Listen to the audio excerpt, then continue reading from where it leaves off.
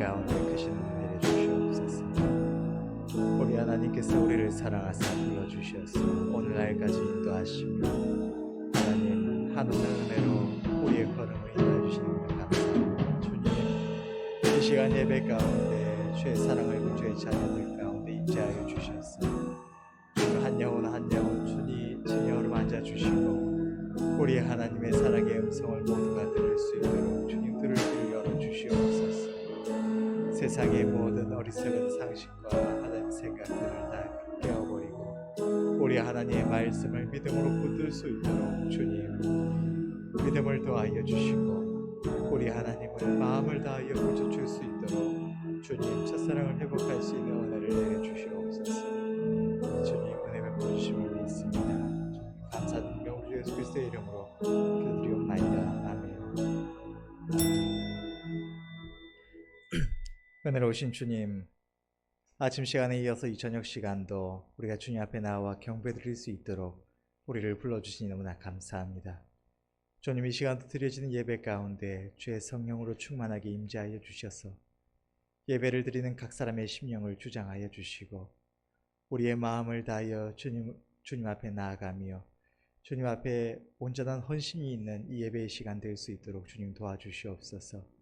우리를 사랑하시는 주님 앞에 우리도 마음 들여 화답할 수 있도록 도와주시고 주님 우리를 향하신 주님의 그 선하신 음성을 모두가 들을 수 있도록 귀를 열어주시옵소서.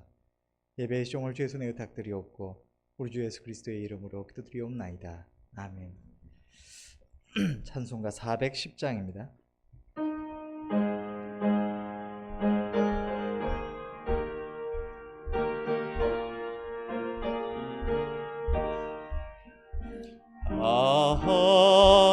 하나님의 은혜로 있을 데 없는 자 왜 구속하여 주는지 난 알 수 없도다.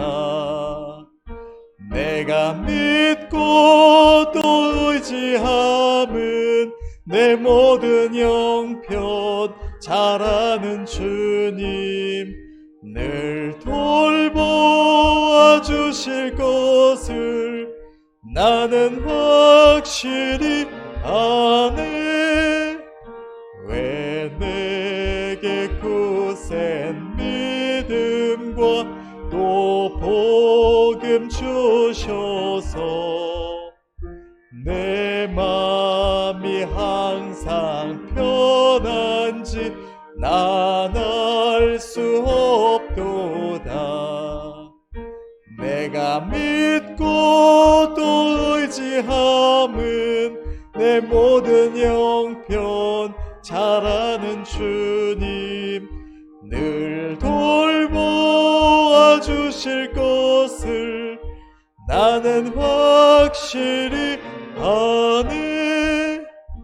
왜 내게 성령 주셔서 내 마음을 감동해 주 예수 믿게 하는지 난 알 수 없도다.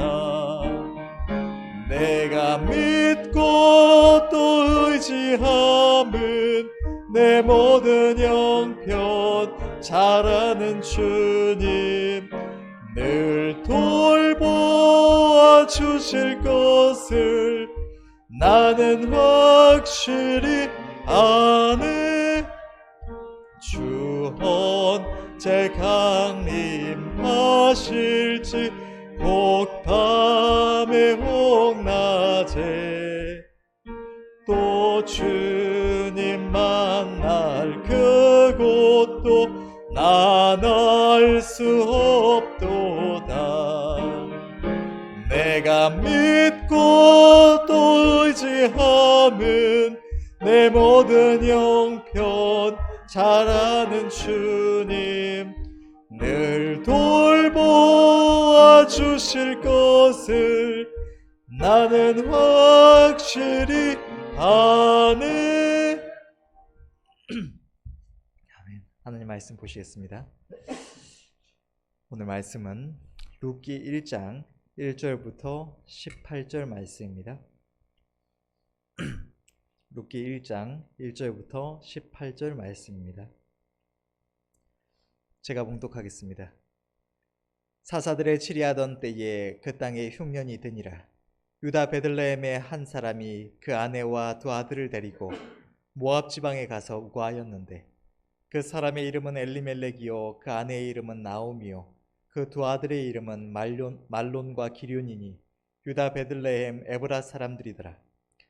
그들이 모압 지방에 들어가서 거기 유하더니 나오미의 남편 엘리멜렉이 죽고 나오미와 그 두 아들이 남았으며 그들은 모압 여자 중에서 아내를 취하였는데 하나의 이름은 오르바요 하나의 이름은 루시더라. 거기 거한 지 10년쯤에 말론과 기륜 두 사람이 다 죽고 그 여인은 두 아들과 남편의 뒤에 남았더라. 그가 모압 지방에 있어서 여호와께서 자기 백성을 권고하사 그들에게 양식을 주셨다함을 들었으므로 이에 두 자부와 함께 일어나 모압 지방에서 돌아오려 하여 있던 곳을 떠나고 두 자부도 그와 함께하여 유다 땅으로 돌아오려고 길을 행하다가 나오미가 두 자부에게 이르되 너희는 각각 어미의 집으로 돌아가라. 너희가 죽은 자와 나를 선대한 것 같이 여호와께서 너희를 선대하시기를 원하며 여호와께서 너희로 각각 남편의 집에서 평안함을 얻게 하시기를 원하노라 하고 그들에게 입맞춤에 그들이 소리를 높여 울며 나오미에게 이르되 아니니이다. 우리는 어머니와 함께 어머니의 백성에게로 돌아가겠나이다.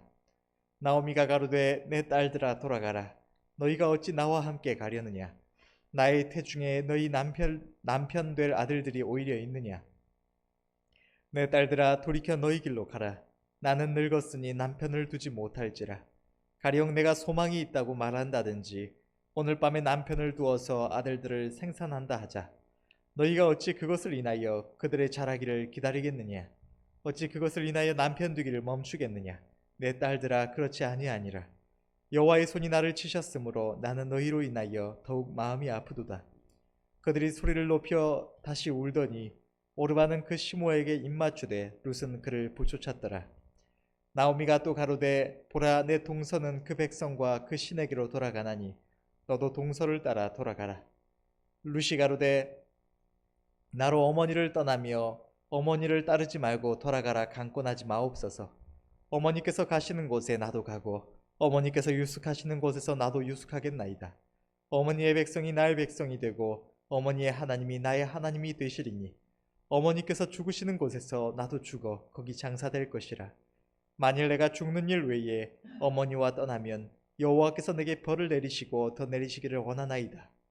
나오미가 룻에 자기와 함께 가기로 굳게 결심함을 보고 그에게 말하기를 그치니라.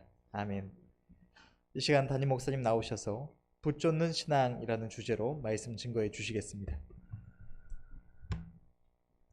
주님 감사합니다. 저희들 이 밤도 주의 은혜를 믿고 바라여 주께로 나와왔습니다.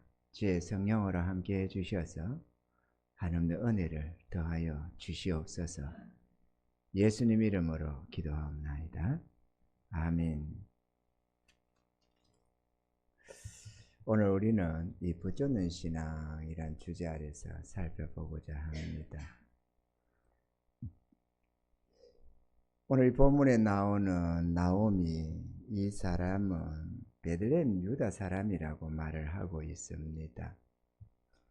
그 남편 이 엘리멜렉과 또 두 아들 말론과 기론과 함께 이스라엘 땅에 흉년이 들어서 이스라엘 땅 그 자기들의 베들레헴 건너편 요단강 건너편의 모압 땅으로 잠시 피신을 갔던 것 같습니다. 요즘처럼 국경이 엄하고 그렇지도 않고 그러다 보니까 왕래가 그렇게 잦았던가 봅니다. 왔다가 갔다가 자유롭게 그렇게 했던 것 같습니다. 모압 땅에 가서 10년 사는 동안에 남편이 먼저 죽고 아들 말론과 둘째 기륜도 이제 자라고 하니까 그곳에서 장가를 들어서 모압 여인을 얻었는데 그 첫째 며느리가 오늘 룻이고 둘째 며느리가 오르바였던 것입니다. 그랬는데 10년이 지나는 세월 속에 두 아들도 죽고 말았습니다. 그래서 나오미가 이제 이스라엘 땅에 하나님의 풍작을 주시고 그 흉년이 끝나버렸다는 소식도 듣고 더 이상 모압 땅에 있을 이런 의욕도 없고, 그래서 다시 이스라엘 땅 본국으로 본향으로 돌아오고자 떠나는데 오늘 이 장면이 나오고 있습니다. 룻과 오르바가 시어머니를 쫓아서 따라간다고 나서게 됐는데, 이 나오미가 두 며느리에게 고향 땅으로 돌아가라 이렇게 함께 나서다가 말고 이래서는 안 되겠다 싶었던가 봅니다. 그래서 돌아가라고 하는데 두 며느리가 어머니를 함께 가겠다는 겁니다. 그래서 오늘 나오미가 내게 무슨 자식이 있어서 너희가 소망이 있느냐? 가령 내가 좀 젊어서 자식을 하나 오늘이라도 새로운 남편을 두고 자식을 생산한다고 하더라도 그들이 크기를 너희가 기다리겠느냐 그랬습니다. 이스라엘은 우리는 이런 세계 여러 나라와 달라서 형이 자식이 없이 죽으면 동생이 그 형수를 제해서 자녀를 생산하고 그 대를 이어가는, 그 가문을 이어가는 그러한 전통이 있습니다. 이것은 뭐 그냥 나이 차이에 어떤 의미를 두는 것이 아닙니다. 형수를 어떻게 취하느냐 하는데 그게 아니고, 동생의 아내를 취하는 것은 안 되는데 형의 아내를 취하는, 형수의 아내, 맏형이 형의 아내를 취하는 것은, 형도 뭐 위에 형이 아무나가 아니라 맏형의 아내를 취하는 것은 하나님이 정하신 법도였습니다. 그건 뭘 의미하느냐? 외적으로 볼 때는 지금 이들이 예를 들어서 24살 이런 처녀라고 이런 세대기라고 칩시다. 그럼 지금 아기를 낳아서 만약에 걔가 14살이 된다고 하더라도 그러면은 25살쯤 됐더라도 40이 넘잖아요. 그죠? 40이 넘는 형수와 14살 때는 동생이 결혼을 한다. 이거는 말이 안 될 것 같지만 그런 의미를 두는 게 아니고, 이것은 우리의 구원을 보여주시는 하나님의 은혜의 방편으로서 우리의 생명이 닿았을 때에 우리 영혼이 우리의 이 생명을 살려내는 그런 것과, 또 예수님으로 말미암은 우리의 대속의 은혜로 말미암은 우리의 새 생명의 연장, 이런 것들을 보여주는 이스라엘의 제도인 것입니다. 할렐루야. 그래서 내게 어떻게 자식을 생산하겠습니까? 설령 그렇게 할 수 있다고 치더라도 너희가 어떻게 그것 자라기를 기다리겠느냐? 그러니 안 된다. 돌아가라. 이렇게 했더니만 오르바가 인사를 하고 자기 본향으로 돌아갔습니다. 그러자 이제 나오미가 첫째 며느리 이 룻에게 너희 동서 돌아갔지 않느냐? 너도 돌아가라. 그랬더니만 오늘 오르바는 그 시모에게 입맞추되 룻은 그를 부ቾ탔더라 그랬습니다. 룻기가 이렇게 기록된 것은 바로 이 부분이 아주 중요합니다. 나오미가 또 가로되 보라 내 동서는 그 백성과 그 신에게로 돌아가나니 너도 동서를 따라 돌아가라. 만약에 룻이 이때 시어머니의 권고를 듣고 그래 여기는 더 이상 소망이 없어 그렇게 생각을 하고 본국으로 본향으로 돌아갔더라면 그는 구원사에 전혀 관계없는 여인이 됐을 것입니다. 그러나 얘가 16절에 기록한 것처럼 룻이 가로되 나로 어머니를 떠나며 어머니를 따르지 말고 돌아가라 강건하지 마옵소서. 어머니께서 가시는 곳에 나도 가고 어머니께서 유숙하시는 곳에서 나도 유숙하겠나이다. 어머니의 백성이 나의 백성이 되고 어머니의 하나님이 나의 하나님이 되시리니 어머니께서 죽으시는 곳에서 나도 죽어 거기 장사될 것이라. 만일 내가 죽는 일 외에 어머니와 떠나면 여호와께서 내게 벌을 내리시고 더 내리시기를 원하나이다. 나오미가 룻이 자기와 함께 가기로 굳게 결심함을 보고 그에게 말하기를 거치니라. 결론 이렇게 해서 하나님은 당신의 품 안으로 들어온 이 이방 여인을 높여 주시고 축복해 주셔서 보아스의 아내로 그렇게 맺어 주셨고, 보아스는 그 지방의 유력자라고 했습니다. 부하고 귀한 그런 존중받는 인물이라는 것입니다. 그러니 아내가 되게 했는데, 뭐 부한 집에 아내가 되었다, 남편을 얻었다, 이게 문제가 아니고, 비록 나이는 좀 있었지만 그렇게 존중받는 남편의 사랑받는 아내가 될 수가 있었고, 중요한 것은 자식의 복도 얻었다는 것입니다. 그래서 그에게서 자녀를 얻어서 저기 보면은 이렇게 마지막을 기록을 합니다.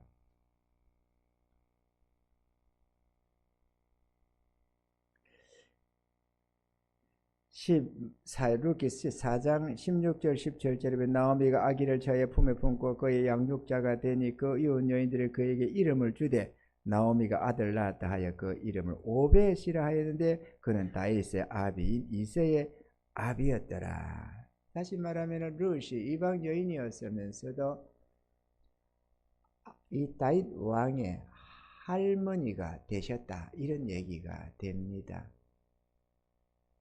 하나님께서 큰 복을 주셔서 성경 이 구속사적인 이 성경 역사 속에 이방 여인으로는 둘이가 들었는데, 하나는 저 요단강에 이스라엘 건너올 때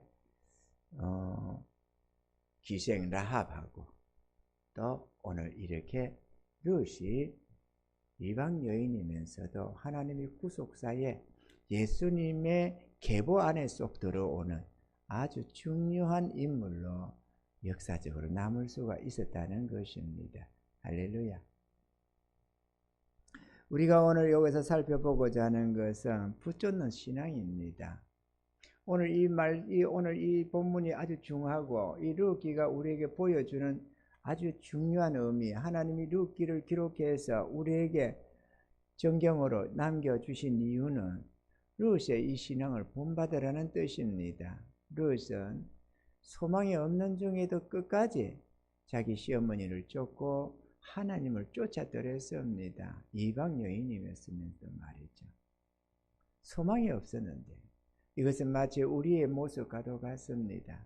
우리가 소망이 끊긴 자의 영혼은 멸망자이기는 하지만 예수님을 붙잡아서 하나님을 향해 나아오는 바로 그 신앙을 보여주고 있습니다.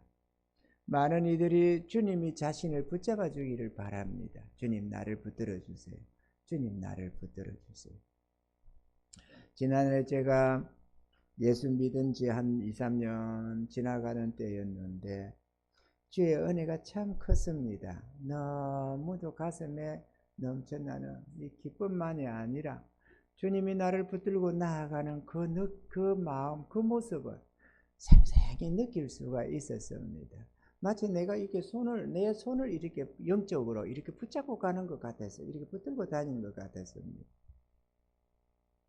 그래서 제가 교회 갔다가 돌아오는 길에 하나님을 향해서 내가 이렇게 기도했던 기억이 납니다. 하나님, 이 손 붙들고 놓지 마세요. 주님, 이 손 붙들고 놓지 마세요. 그랬는데 오랜 날이 지나버리고 말았습니다. 수년이 지나서 어느 날 문득 그때를 추억했습니다. 아마도 한 6, 7년은 더 지났지 않았을까.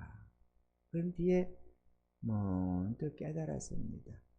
내가 그때 하나님께 내 손을 절대로 놓지 말라고 붙잡아 달라고 했는데 그때 이후로 손을 놔버려 주셨구나, 이것을 말이죠.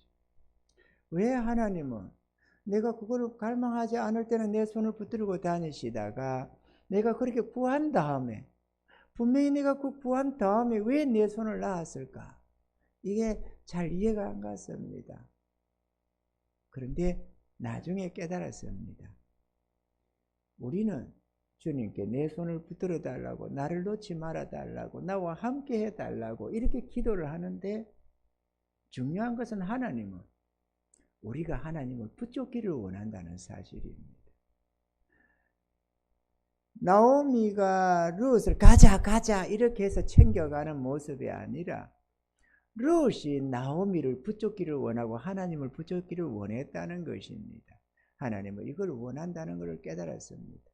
그래서 저는 그때부터 주님을 쫓기를 작정을 했습니다. 그냥 주님이 은혜 주시면 열정을 하다가 은혜 안 주시면 뒤로 물러나서 내팽개쳤다가 이렇게 하나님에 의해서 내가 이렇게 움직여가는 존재가 아니라 내가 결심하고 내 하나님을 붙잡기로 결심을 해드렸습니다. 하나님이 왜 내 손을 놨는지를 깨달아졌기 때문에 그랬습니다. 여러분 주님을 붙잡아야 됩니다.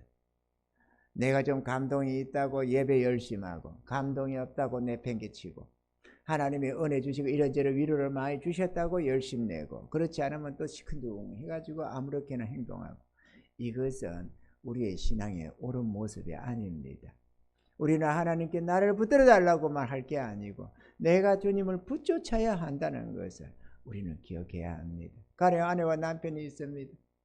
아내가 마음대로 행동하면서 남편대로 나를 붙들어 주세요. 나를 절대로 놓지 마시고 나를 버리지 마시고 이렇게 만약에 나를 사랑해 주시고 이렇게만 한다면 그건 아주 이기적인 모습일 것입니다. 아내는 남편을 사랑해야 하고 한결같은 마음으로 남편을 향해야 합니다. 아멘이죠? 그러면서도 남편이 나에게 온전한 마음으로 나를 대해 주기를 바라고 존중해 주기를 바라고 위해 주고 섬겨 주기를 바라야만 그게 옳은 사랑이 되는 것입니다. 신앙은 이기적이 되어서는 안 됩니다. 아멘이죠?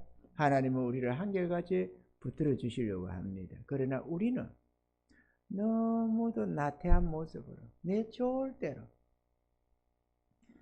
어제도 보니까 어제였습니까? 어제네.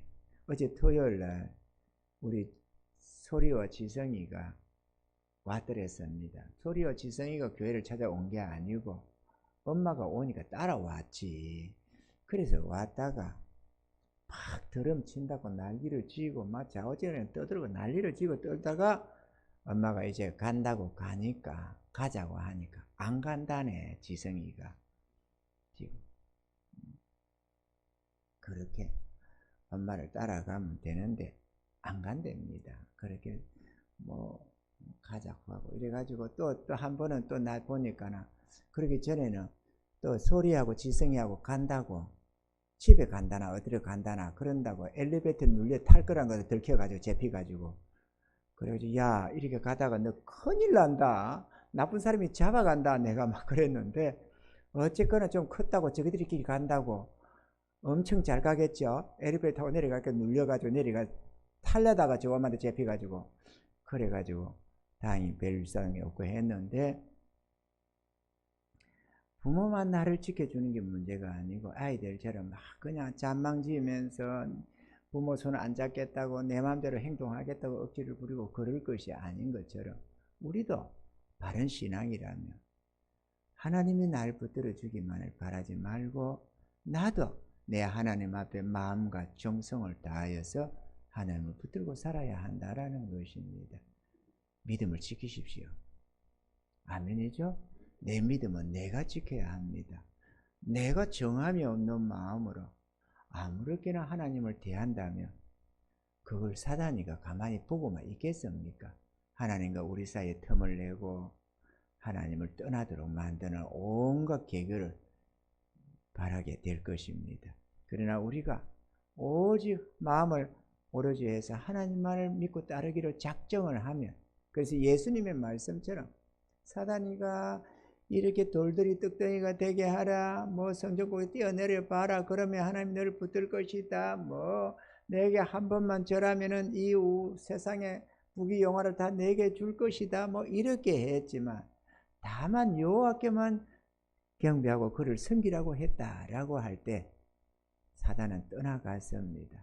다만 우리는 하나님께만 경배하고 그를 섬기려는 그 마음을 가지셔야 합니다. 그래야만 사단이가 이렇게 저렇게 유혹을 해봐도 하나님께만 경배를 드리고 하나님께만 순종하며 하나님을 섬기겠다고 결심한 영혼은 어떤 방법으로든 무너뜨릴 길이 없습니다. 그게 유일하게 벗어나는 사단의 계략을 완전히 벗어버리는 유일한 방법이라는 것을 저는 잘 압니다. 그래서 살든지 죽든지 주님만을 위해서 살기로 작정하고 제가 나아가고자 하는 것입니다. 여러분도 여러분의 믿음을 지키셔야 합니다. 내 생명은 내가 귀하게 여기고 나의 주님은 내가 귀하게 여기고 나의 하나님을 내가 사랑하고 경배하는 그런 신앙이 돼야지, 누가 하라군다고 하며 하지 말란다고 안 하며 내 기분 따라서 섬기고 안 섬기고 그런 하나님이 아니잖아요. 여러분의 일생에 유일한 그 자리, 그 존귀한 그 자리를 하나님께 드려서 일생 동안 나의 주가 되게 하시고 여러분의 몸, 마음과 뜻과 정성을 다하고 목숨을 다해서 섬길 자로 그렇게 마음에 모시고 살면 그 어떤 사단의 유혹도 능히 이길 수가 있고 여러분들은 믿음으로 승리하게 될 것입니다. 그리고 잠시 후에 천국에 들어가게 될 것입니다. 저는 며칠 전에도 우리 여러분들은 어떻게 느끼는지 모르지만 저는 이 비전홀이 참 좋습니다. 처음에 개 우리간으로 있던 그것을 헐고 뜯고 부수고 온갖 노력 다해가면서 하나하나 정성을 다해서 한 달 하고도 지금 며칠입니까? 한 달 하고도 12일 날 했으니까 20일이니까 한 달 열흘이네요. 한 달 열흘 동안 그 앞에도 물론 그거를 계약하고 뭐라 하고 정성을 다했습니다만은 많은 기도를 하면서 살아왔습니다만은 얻고 나서부터 한 달 열흘이 지났습니다. 이 기간 동안에 온갖 사랑과 정성을 쏟아 부었더랬습니다. 그랬더니만 그것이 그렇게 아름답게 느껴질 수가 없고 감사가 너무 넘칩니다. 분에 넘치는 은혜라고 생각이 됩니다. 우리의 능력으로는 절대로 얻을 수 없는 그것, 우리의 능력으로는 절대로 누릴 수 없는 그것을 우리가 얻고 누리게 되었다고 저는 생각을 합니다.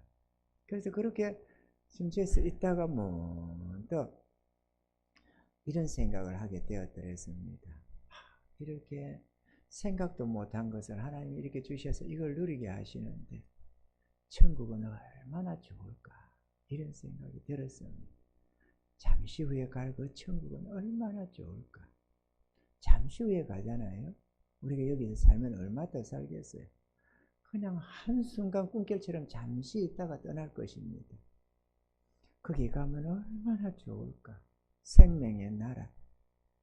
꽃은 피기만 하고 지는 법이 없고 열매는 맺히기만 하고 떨어지는 법이 없고 썩어지는 법이 없고 사람만이 아니라 모든 생명체가 죽는 것이 없고 말라버려 비떨어지는 법이 없는 완전한 생명의 나라, 그 영원한 행복의 나라, 형언할 수 없는 아름다운 강체스러운 영광스러운 그 나라, 거기 우리가 들어갈 것을 생각하면 얼마나 좋을까. 저는 그걸 생각해 봤습니다. 분에 넘치는, 이것도 분에 넘쳐서 너무 감사가 나오는데 영광 하나님 감사합니다. 감사합니다. 감사합니다. 감사합니다. 하루분데 12번씩이 아니라 24번, 36번도 더 내 하나님 앞에 감사합니다. 감사합니다. 감사합니다. 분에 넘치는 은혜를 주셔서 감사합니다. 우리가 가질 수 있는 게 아니고 누릴 수 있는 게 아닌데 하나님이 이렇게 얻게 해주시고 누리게 해주셔서 너무 감사합니다. 감사합니다. 너무 감사합니다. 새벽기도 왔다가도 들려보기를 원하고 올 때마다 그곳에 가서 그래도 감사하고 그렇게 합니다. 사랑하는 성도 여러분, 주님을 붙여주시기 바랍니다. 누가 어떻게 하라고 해서가 아닙니다. 여러분 각자가 여러분의 주를 생명같이 여기시고 붙여놓은 은혜가 있기를 바랍니다. 그러면 이 룻에게, 나오미를 쫓아서 하나님을 쫓아서 따라가는 이 룻에게 부와 기도 안겨주시고 또 자식이라고 하는 새 생명도 안겨주시듯이 우리 하나님은 우리에게 아름다움을 우리 삶에 허락해 주시고 영원한 생명도 주셔서 천국에 들어가게 해 주실 것입니다. 이런 복된 삶이 다 되시기를 주 이름으로 축원합니다.